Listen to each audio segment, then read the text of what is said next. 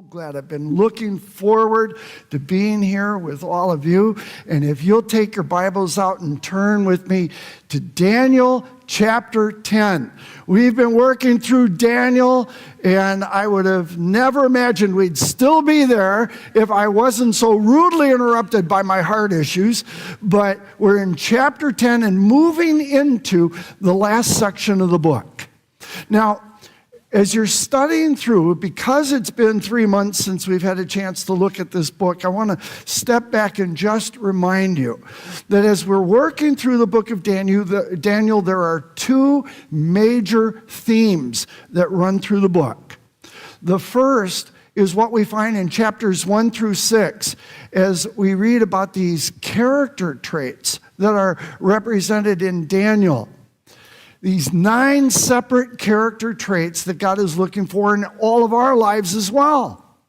But at the same time, as we have this theme of the character traits of honor, there's also this amazing prophetic theme that's running, it doesn't start like cookie cutter clean in chapter 7 and go on, but it starts in chapter 2, and you have all these amazing prophecies of the end times that are communicated through Daniel as well.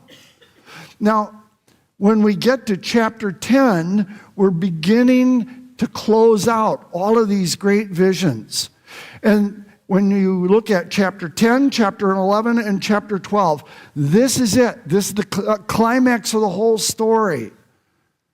Chapter 10 is the introduction, and we're going to see that today. Chapter 11 is the big battles that are going to be coming in the future. And then chapter 12 represents the conclusion of everything that God has given Daniel. Before we jump into this, let me ask you, have you ever watched a movie where the drama was so intense that by the end of it, when it was over, you could barely speak or move? You were just sitting in the theater or watching it on the couch at home, and you just go, whoa, whoa. I mean, we all have favorite movies that are good, movies that we like. I like watching movies, and if I like it, it's a good movie, I'll watch it 10 times. It's something I like seeing. But I think we've all watched movies at times where something will happen, it'll have a twist at the end that just shocks us. It leaves us numb. And this is so crazy. You can Google anything today, right? I started Googling movies that leave you speechless, movies that are jaw-dropping. There are entire lists of these movies that people write in and respond to. This is one that did it for me. And it's so interesting that in every single list of movies that leave you speechless, one of the first ones is always Saving Private Ryan. And that's really interesting. I think now this is kind of an old movie, 1998, but when it came out, it was shocking to see the realism of the war presentations. And the same thing happened when people watched in 2001 Black Hawk Down, because it was so intense when it was over, you just needed a moment to breathe again. A third movie that I saw that was like this was Schindler's List. And this was so interesting when they showed Schindler's List to Jewish communities. Nobody moved when it was over. They just sat there and had to absorb it all. One person was asked, "What did you think? How did you respond?" And the answer was, "Finally, somebody told our story." And that was really powerful. I like different genres of movies, and science fiction stuff is kind of cool and fun to me. I never watch slasher horror movies. That doesn't have any interest. But every now and then I like to watch a great science fiction. One movie that I watched and I really loved that was that kind of shocking ending experience was Bruce Willis in The Sixth Sense. Anybody watch this movie? The Sixth? Yeah, okay, you know what I mean. All right, spoiler alert. I'm going to tell the end of this, all right?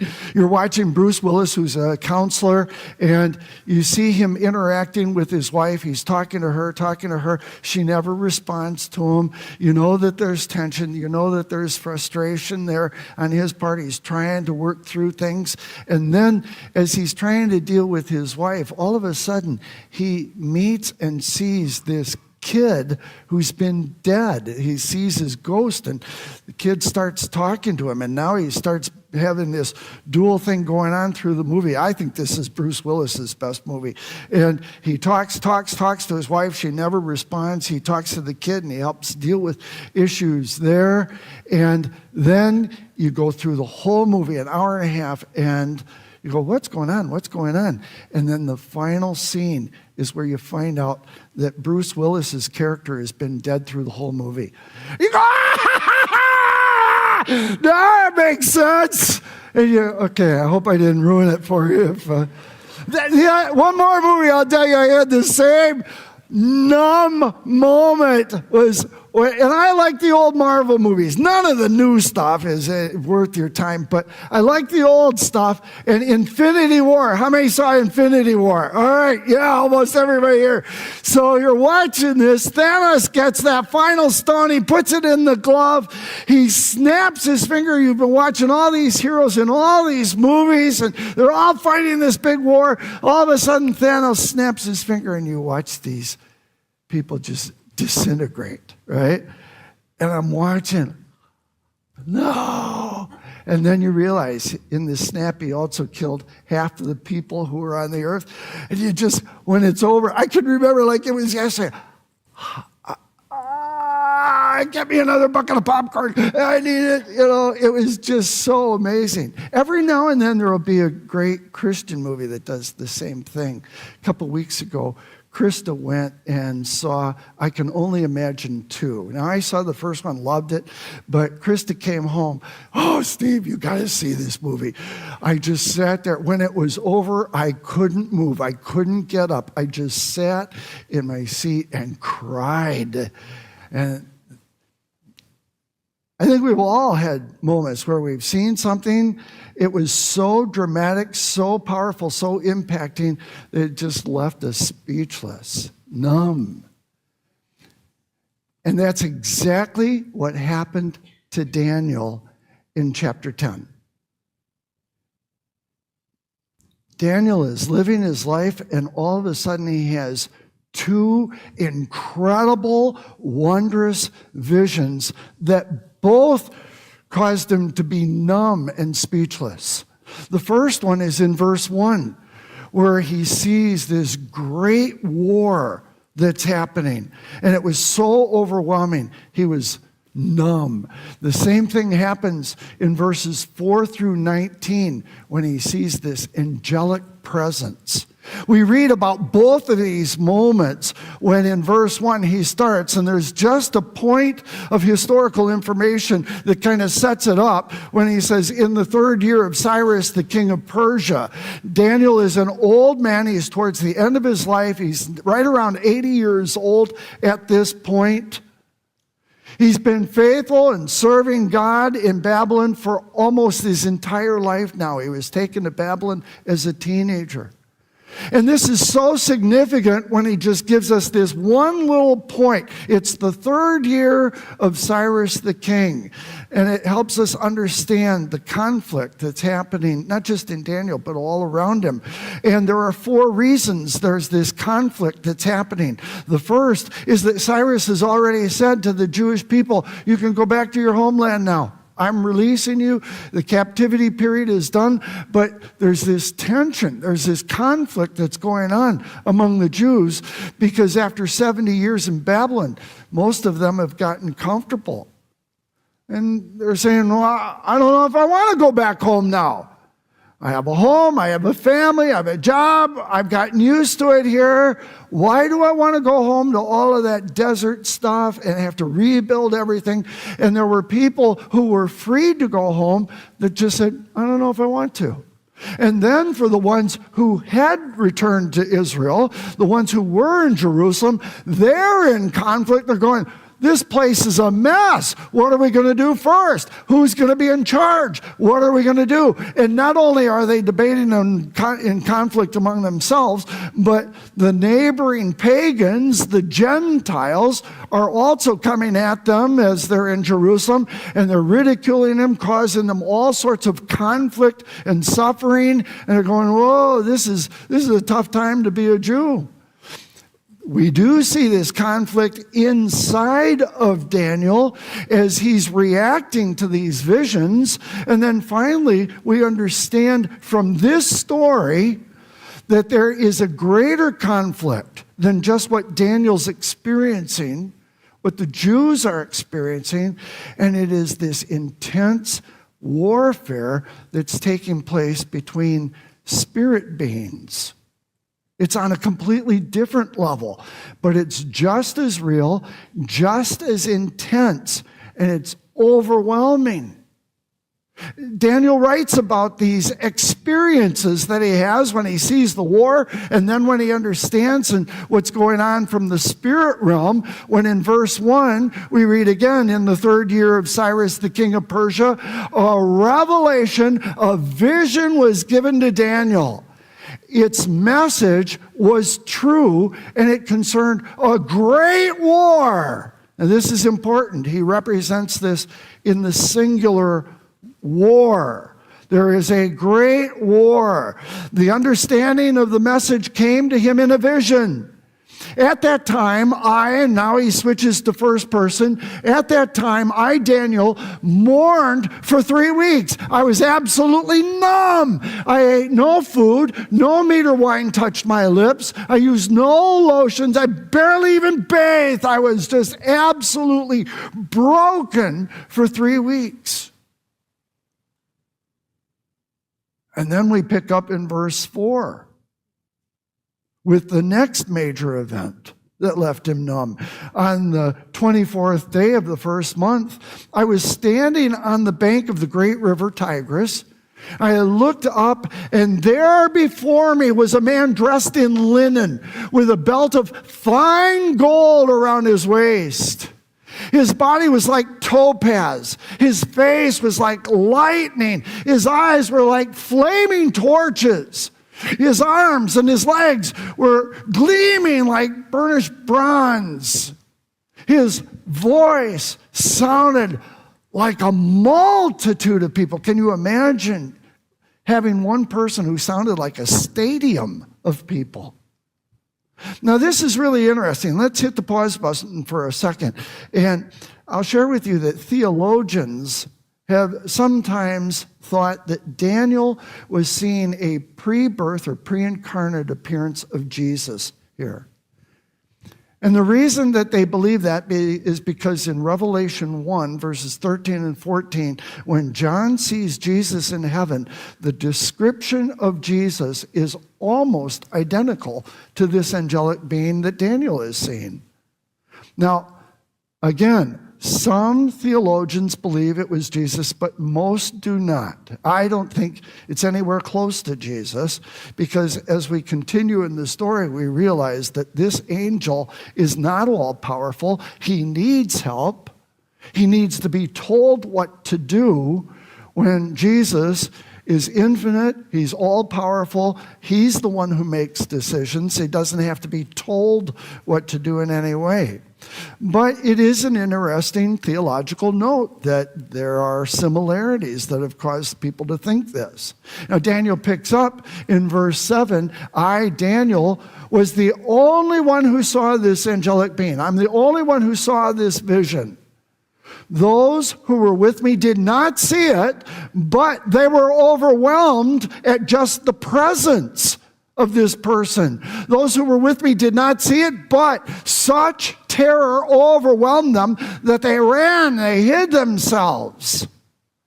And so I was left alone, gazing at this great vision.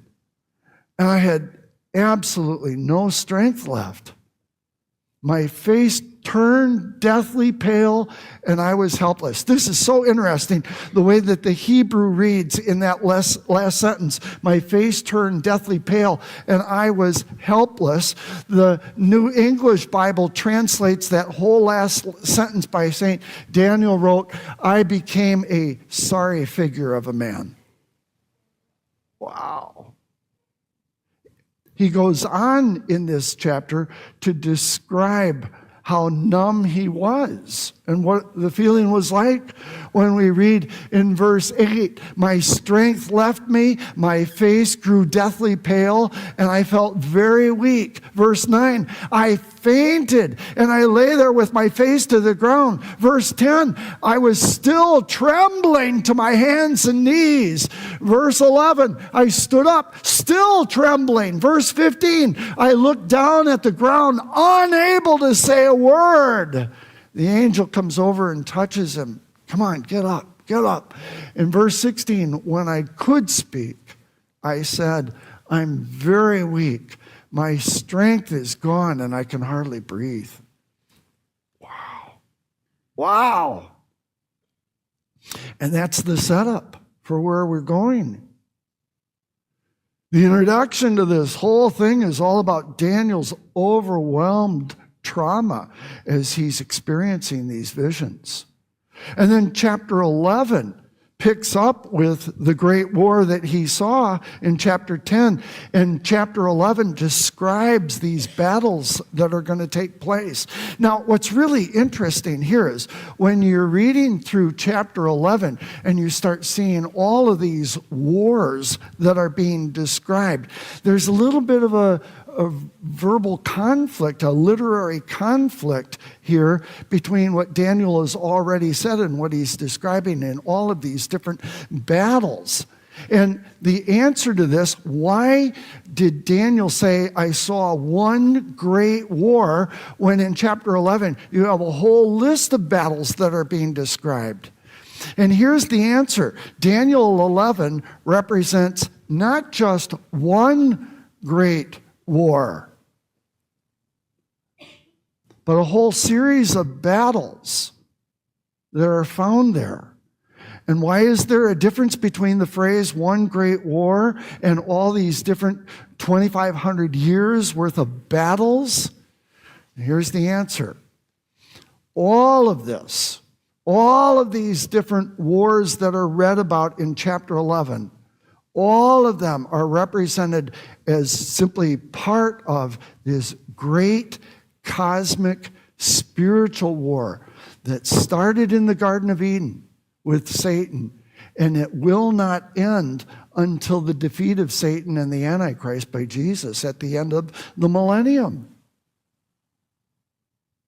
And so what we're reading about when you read of all these battles is that there are at least 5,000 to 6,000 years worth of battles that are represented as all part of one great spiritual war.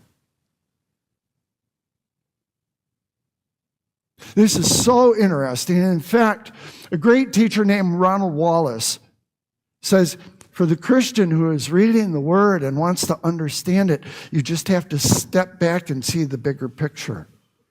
And the bigger picture, he writes, is that history then is not only long, 5,000, 6,000 years, stretching over time, but it's also deep. Deep. Beneath its surface, there are unseen characters, unseen denizens who are carrying out a hidden war that the natural world doesn't see. And this war is just as real as anything that we do see in the natural realm.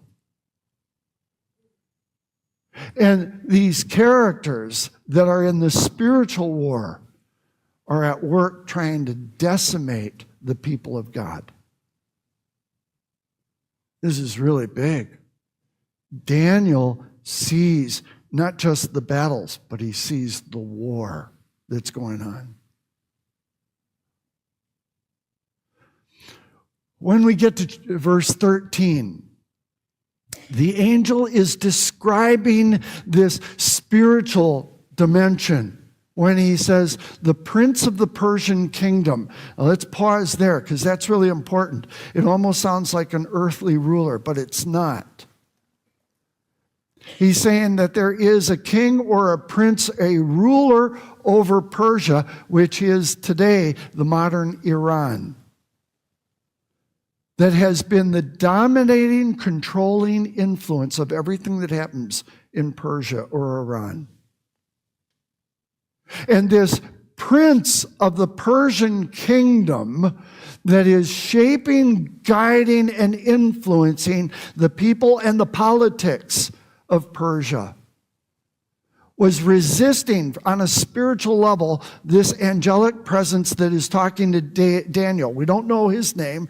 We just know him as an angel, and yet he's a powerful angel that God uses to bring aid to other people of God. And he says that the prince of Persia, this present spiritual being, resisted him for 21 days, and then Michael, the great archangel, comes to help because he was detained there with the king of Persia. So Michael is involved in this spiritual battle as well. And here again, this person who's talking to Daniel cannot be Jesus. Jesus doesn't need Michael's help for anything.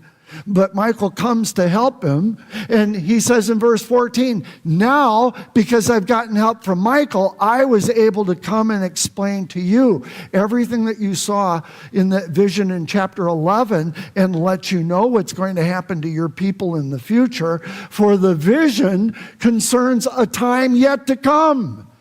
Daniel, God has revealed to you the big picture. And then in verse 20, the angel said, do you understand what's happening here? Do you understand and know why I've come to you now? Soon I'm going to have to go back again, and I'm going to have to be involved in that spiritual warfare, that battle with the prince of Persia. But I want you to understand, this isn't just a small thing. This is global. Even the prince of Greece is going to come and get involved in this. And so we see these spiritual beings involved in the forces of the world, the natural world, and they are influencing in this spiritual battle. But he says, but right now, God has sent me here to explain to you everything that's written in the book of truth. Now, this is so important for us to understand because what's being described here, the natural man, the unsaved person, cannot begin to grasp. Doesn't see it, doesn't understand it, but the Bible is the book of truth. And for believers, we need to understand, we need to see what's going on. And not just on the surface natural level, but we need to understand the depth of the battle. We need to understand how big this thing really is and who these influencing spirits are.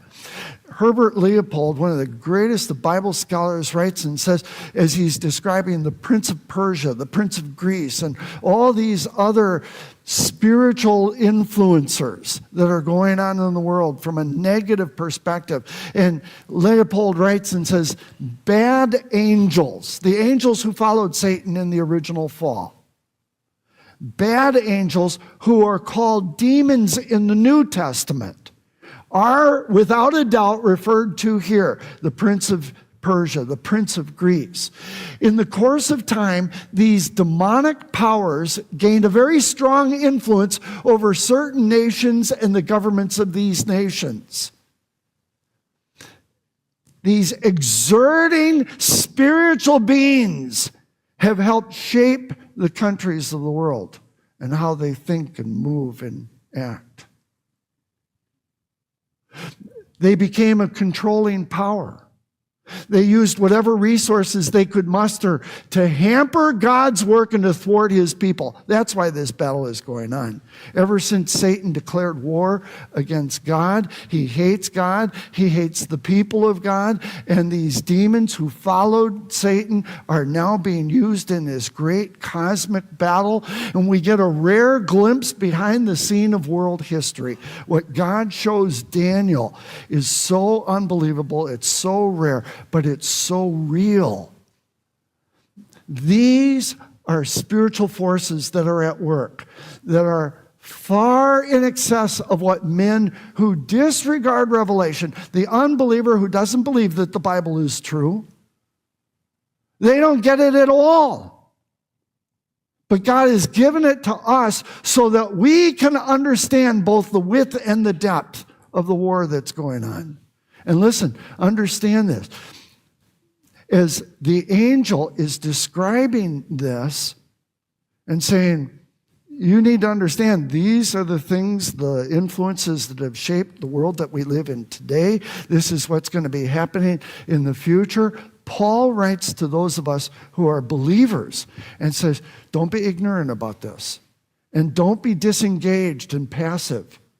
The moment you and I are saved, the moment we put our trust in Jesus, we are drafted into this battle. It's not just something that's out there. It is something that is in here right now. It is something that you and I have been called to be participants in. We can't just say, oh, well, we'll let the angels and the demons fight it out. Paul writes and says, the moment you and I get saved, we are automatically drafted as soldiers in this battle. We are active participants in what God is doing. He says, listen, because you've been drafted into this battle, you need to see the bigger picture. Don't just write it off, but rather you need to be strong in the Lord and in his mighty power, because we're involved, we're engaged. We are fighting not against flesh and blood enemies, but against evil rulers and authorities in the unseen world, against mighty powers in this dark world, and against evil spirits in the heavenly places. And isn't this crazy that as weak as we may feel at times, God is using us in the bigger picture. God is using us and has recruited us. He's drafted us to be engaged in this great cosmic war that Satan has been waging against God and the people of God. Wow. Now, Daniel has been given all of these visions to help him see what the battle is going to look like and who's going to be involved. When we were reading through and studying through chapter 7, we saw these civilizations, these pagan, violent civilizations that were going to rise up in the future and dominate the world. These violent, aggressive nations and rulers. And all of them were represented as beasts that were coming out of the ocean of humanity. And the worst one, as violent as the leopard, the bear, and the lion were, the worst one was the last one that's in the upper hand corner that couldn't even be described apart from its terror. And we learned that in that last one, that's the last great civilization that's going to rise up in the government that's going to control the earth. And out of that one will come what was described as a little horn, who is the Antichrist. The Antichrist. And the Antichrist is the climax and the culmination of all of the ungodly, violent rulers who have lived and dominated in every other civilization and in all of those other beasts. And this is the capstone of the whole deal.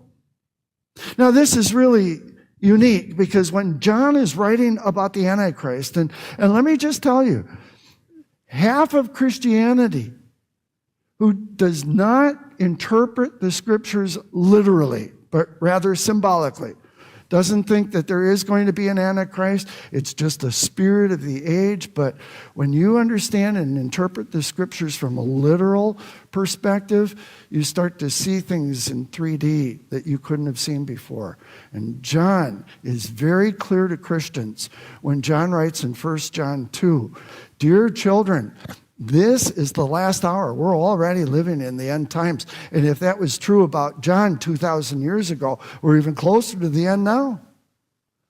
He says, I want you to understand this.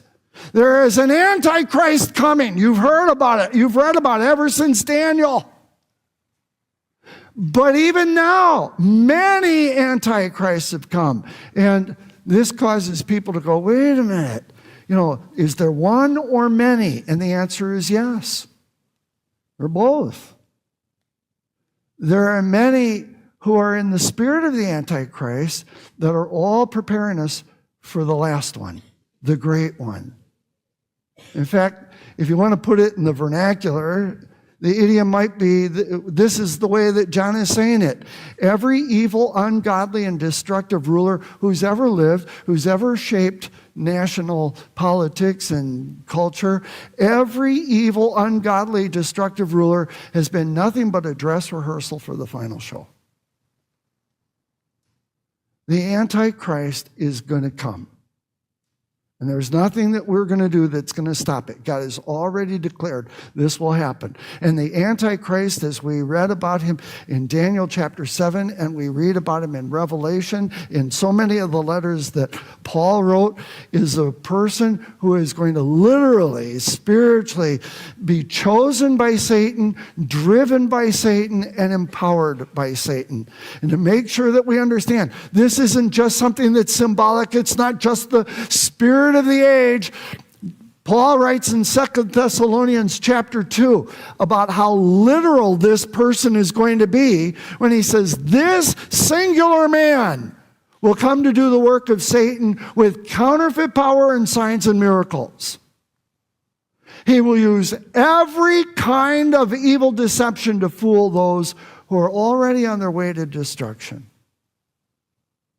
Believers won't be caught up in this. They're not going to submit to him. They're not going to accept his mark. But unbelievers will. They're going to be wowed by him. But it's going to be a terrible thing. Daniel 7 describes the Antichrist with lots of different words. He's going to be intelligent, persuasive, and appealing. He'll draw people. They'll be wowed by him. But at the same time, the dark side is that he'll be arrogant, violent, and blasphemous. Now, again, when has all this happened? God showed all these things to Daniel, but he didn't say exactly when all of this was going to take place. And I've shared this with you many times, this timeline that God has given us in the scriptures. And again, if you study and understand the scriptures from a literal perspective rather than simply allegorical or symbolic, you recognize that this is the calendar that God has given us so that we're aware of how all of this is going to happen. And generally when we are in the church age, it's been going for 2,000 years since Jesus returned to heaven. At some point, we don't know when it's going to end, but Jesus is going to come back and call believers to be with him. Paul is clear in 1 Thessalonians 4 that there is a trumpet from heaven that's going to sound. We're going to be caught up to be with the Lord. And very soon after that, will begin the tribulation period of 7 years. And that whole period will be described as a period of global upheaval, and the Antichrist will be the single world ruler that is embraced by every country and every culture. At the end of the 7 years, the Antichrist is going, the last 3.5 years are going to be intense years of persecution for the Jews. But it will all come to head at the end of the 7 years. And the Jewish people are going to call out to God for deliverance. Jesus is going to return.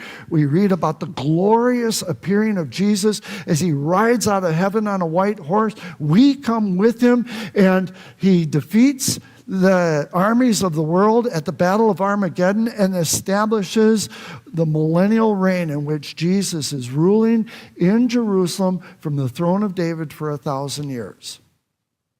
At the end of the 1,000 years, Satan, who has now been chained up in a pit, the bottomless pit, is going to be loosed to stir up one final rebellion. That will be crushed, and it'll move into the final judgments. When all of the unsaved, not believers, but all unbelievers, are brought before Christ at the great white throne, the books of life are opened, and if somebody's name is not found written in the book of life, they are cast into the lake of fire forever. And then we who are believers, a part of the great kingdom of God, are going to go into eternity with the new heavens and the new earth, and we are going to live with Jesus forever. That's the big picture. And what Daniel is seeing and writing about in this great spiritual war is not the whole picture, but he's writing about that 7-year period that we call the tribulation.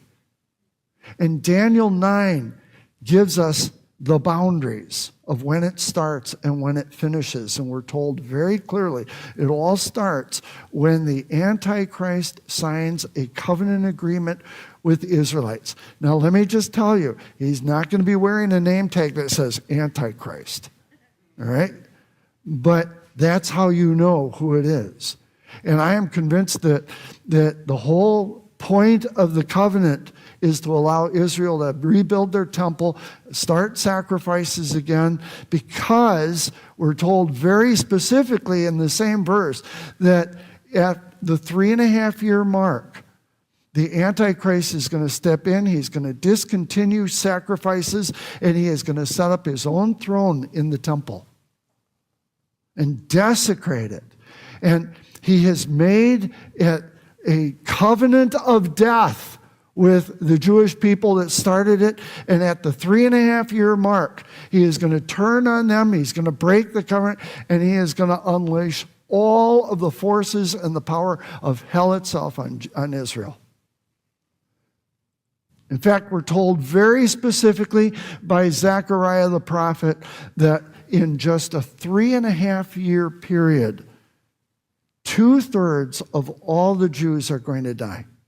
If it were to happen today, that's 10 million people who would die in just 3.5 years. It's almost breathtaking.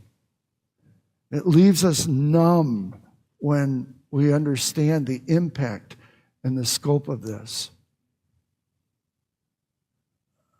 And just thinking about this, reading about it, it almost leaves us numb, doesn't it? You go, wow. Wow. In chapter 12, I can just see Daniel shaking his head going, wow, how's it all going to end? How's it all going to end? What's going to happen to us? And that's what chapter 12 is about.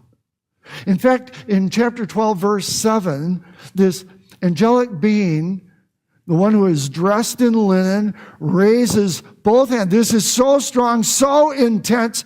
He raises both hands to heaven. And he takes this solemn oath. By God's name, he says. By the name of the one who lives forever. This is going to go on for a time, times, and half a time. A time is 1 year. Times is 2 years, and half a time. For a 3.5-year period, all of this is going to happen, and it's not going to end until the holy people, referring to Jews, not the church, until the holy people have finally come to an end. The crushing, the shattering of Israel. Wow. Again, in verse 1, you go back and he says, at that time, Michael, the great prince who protects your people, Michael has been designated by God to be the caring, watching, spiritual power over Israel. Michael, the great prince who protects your people, will arise, and there will be a time of distress such as has not happened from the beginning of the nations until now. But this is the whole thing. This is how it all ends. At that time, your people, and we're told that there's going to be a spiritual revival in Israel, and every Jew that's living at that time, at the very end, the third that survive the persecution, are going to turn to Christ, put their faith in him, and everyone whose name is found written in the book is going to be delivered. They'll be saved. Wow. And that's where chapter 10 ends, giving us this foreshadowing of what's about to happen. Now that's a happy story, isn't it? I mean, whoa, doesn't that make you want to go out to a restaurant? And you got to ask, when you're reading something this intense, how does this impact us? I mean, Daniel, we kind of get it. But here we are, more than 2,500 years later, and we're going, what does this have to do with me? And you have to ask the question. We have to ask the question as we're looking at this. How do all of these chaotic experiences, these visions and prophecies that Daniel saw impact our lives today? And I really believe with all of my heart there are two very important lessons as we're pulling all of this together that are just as important for us as they were for Daniel. The first one is that every one of us are reminded of the certainty of struggle in our lives. The certainty of struggle. There are always going to be challenges. There are always going to be difficult times. But more than just the average difficulty or challenge that we all face at times, every one of us, every single person in this room is going to experience some of these jaw-dropping, overwhelming moments in life that absolutely take our breath away and leave us numb in a state of confusion. Have you been there yet? I mean, I was there 3 months ago. I was absolutely on the floor, helpless, and you go, God, what is going on? And we're confused. What are you doing? Now, Jesus clearly warned us in John chapter 16, verse 33. Life is going to be filled with trouble. You're always going to have trials and sorrows. And again, in Job chapter 5, verse 7, Job writes, humans are born for trouble as surely as sparks fly upward. Every one of us are going to have these challenges in our lives that are kind of, oh man, again. But every now and then, there's going to be that unique moment of struggle that is so absolutely overwhelming that it leaves us numb. And those are the times that many of us say, God, are you even there? Do you even care what I'm going through? And that brings us to the second lesson that we need to remember, just like Daniel. And that is the fact that God never abandons those he loves. Sure, he helps us, he gives us grace and strength to get through those daily challenges, but when the big bang stuff comes into our life and we're left falling on the floor, speechless, and we're numb, God is just as much there as he is on the daily stuff. Isn't this powerful when we read in verse 16 of chapter 10, I said to the one who is standing before me, this angelic presence, I am overcome with anguish because of the vision, my Lord. I feel very weak. How can I, your servant, talk with you, my Lord? My strength is gone. I am numb. I can't hardly breathe. And the angel responds to him by touching him, lifting him up, saying, come on, stand up here. Daniel, you are highly esteemed. And he uses that phrase 3 times in this story. In chapter 9, verse 23, chapter 10, verse 10, and chapter 10 again in verse 19. Daniel, you are highly esteemed. Now, I love reading in other translations how they translate those Hebrew words. And the New Living Translation translates you're highly esteemed with, Daniel, don't you know that you are very precious to God? The Christian Standard Bible translates that phrase, highly esteemed, you are treasured by God. And the English Standard Version, the ESV, says you are greatly loved by God.